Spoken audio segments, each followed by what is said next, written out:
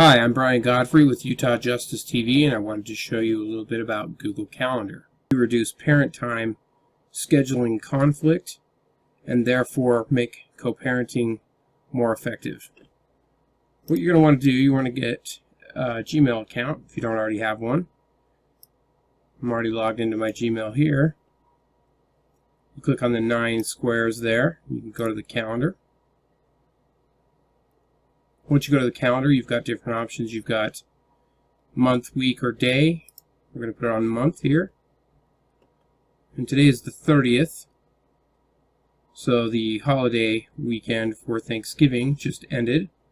So the next one coming up for parent time would be your Christmas vacation or your Christmas parent time. You can share who gets to see your calendar by clicking on the drop down arrow there, clicking on share this calendar, and you can add the person's email. And I'm going to add my current wife so that she can see. And notice I've put see all event details here. We don't want to make changes and manage sharing.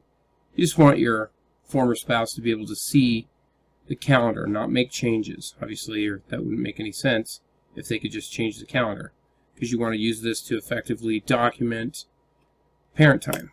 So you say save there, and if you're going to put an event, you'll notice that there's an event here for every other weekend for standard minimal. You click on the event, and you can change how you want it to appear on the calendar. This is repeating for every 2 weeks on Friday.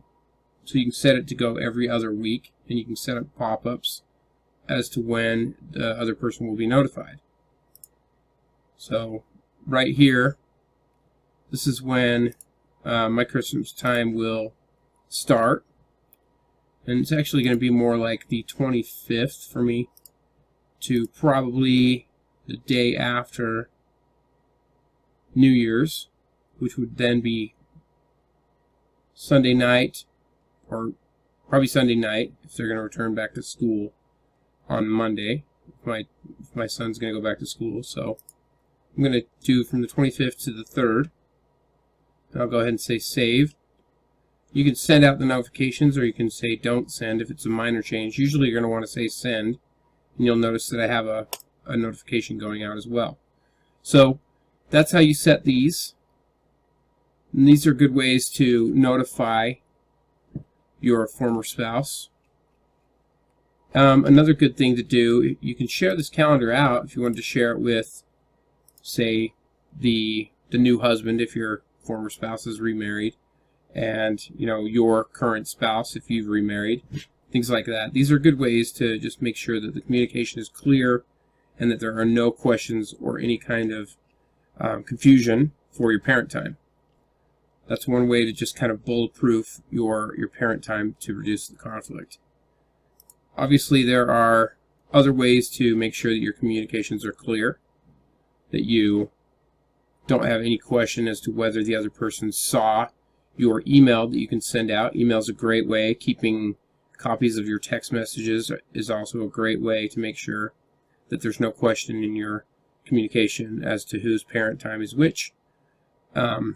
One of the things that I should point out is in the free version of Gmail, not the business version, you can have a business version of Gmail, and you'll be able to use what's called a read receipt.